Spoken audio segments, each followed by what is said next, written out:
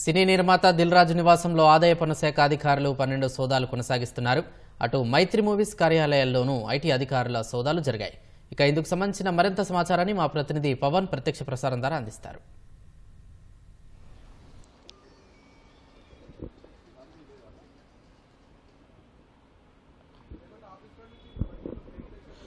ప్రముఖ సినీ నిర్మాత Telangana FDC chairman Dil Raju నివాసంతో పాటు ఆయనకు సంబంధించినటువంటి కార్యాలయాల్లో ఉదయం 6 గంటల నుంచి కూడా ఐటీ సోదాలు జరుగుతున్నాయి.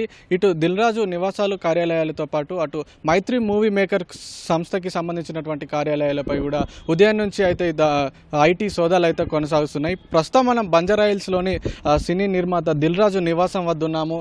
ఉదయం నుంచి కొనసాగుతున్నాయి. ముందు భాగంలో ఆయనకు సంబంధించి ఆయన సోదరుడు నరసింహారెడ్డి ఉంటారు, వెనకాల దిల్ రాజు ఉంటారు. ఈ 2 నివాసాల్లో కూడా ఉదయం నుంచి ఇప్పటి వరకు దాదాపుగా 21 మంది ఐటీ అధికారులు అయితే ఈ సోదాలు కొనసాగిస్తున్నారు. మరోవైపు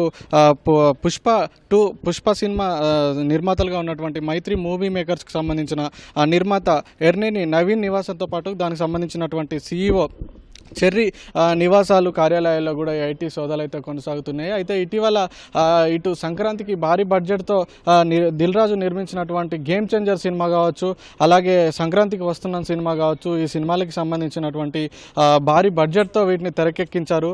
అలాగే దీనికి సంబంధించినటువంటి వచ్చిన ఆదాయం ఎంత, చేసినటువంటి రిటర్న్స్ ఫైల్ చేసినటువంటి రిటర్న్స్ ఎంత, వీటి రెండింటికి మధ్య ఉన్నటువంటి వ్యత్యాసం ఎంత ఏంటి అనే దీనిపై కూడా ఐటీ అధికారులు అయితే ఆరాధిస్తున్నారు. అలాగే మరోపక్క పుష్ప సినిమాని కూడా భారీ బడ్జెట్తో తెరకెక్కించింది మైత్రి మూవీ మేకర్స్ సంస్థ.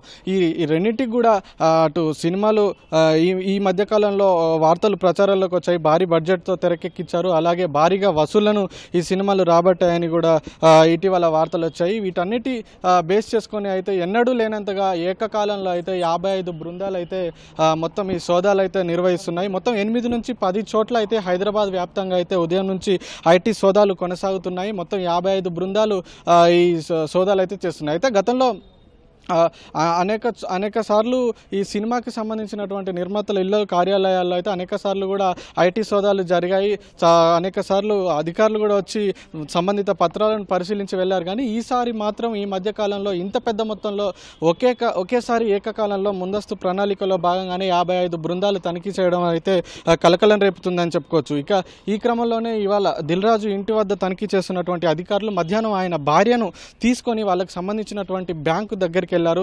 వాళ్ళకి సంబంధించినటువంటి లాకర్లను కూడా ఓపెన్ చేసి పరిశీలించారు. అయితే ఈ క్రమంలోనే ఆయన దిల్ రాజు భార్య చెప్పారు, బ్యాంక్ అధికారులు ఐటీ అధికారులు అయితే మొత్తం సినిమాకి సంబంధించే ఈ సోదాలు అయితే జరుగుతున్నాయి, ఇది సాధారణంగా ఎప్పుడు జరిగే సోదాలే అని చెప్పి కూడా ఆమె స్పష్టం చేసిన పరిస్థితి అయితే ఉంది. ఇక అధికారులకు పూర్తిగా సహకరించాము, అలాగే బ్యాంకు లాకర్లు ఓపెన్ చేసి అధికారులకు కూడా చూపించామని చెప్పి కూడా దిల్ రాజు భార్య చెప్పిన పరిస్థితి అయితే ఉంది. అయితే దిల్ రాజు ప్రముఖ నిర్మాత, భారీ బడ్జెట్లతో సినిమా తీస్తే ఒక ప్రముఖ నిర్మాతతో పాటు ఆయన 2 తెలుగు రాష్ట్రాల్లో కూడా ఆయనకు సంబంధించినటువంటి అనేక సినిమా థియేటర్లు కూడా నడిపిస్తున్నాడు.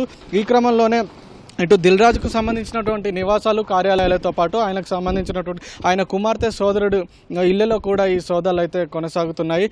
రేపు ఉదయం వరకు కూడా ఈ సోదాలు జరిగే అవకాశం ఉన్నట్టు కూడా మనకు ఐటీ వర్గాలు అయితే సమాచారం అందిస్తున్నాయి. కానీ వేచి చూడాలి మరి ఎప్పటి వరకు జరుగుతాయి ఏంటి ఈ సోదాలు అనేది. అయితే వీళ్ళకి వస్తున్నటువంటి ఆదాయం, చేస్తున్నటువంటి రిటర్న్స్, వీటన్నిటిని కూడా పరిశీలిస్తున్నారు అధికారులు. ఈ కాసేపటి క్రితమే మొత్తం 21 మంది దిల్ రాజు నివాసంలో సోదాలు చేస్తున్న క్రమంలో కాసేపటి క్రితమే 2 అధికారులు కూడా ఇక్కడ నుంచి వెళ్ళిపోయారు. మరో 19 మంది అధికారులు అయితే దిల్ రాజు నివాసంలోనే ఉండి ఈ సోదాలు కొనసాగిస్తున్నారు. అయితే రేపటి వరకు అయితే కొనసాగే అవకాశం ఉన్నట్టుగా తెలుస్తుంది. కానీ వేచి చూడాలి. పూర్తిగా ఈ సోదాలు అయిపోయిన తర్వాత అయితే అసలు పన్ను ఎగవేత జరిగిందా లేదా అంత సవ్యంగానే ఉందా ఏంటి అనేది అయితే ఒక స్పష్టత వచ్చే అవకాశం అయితే కనిపిస్తుంది.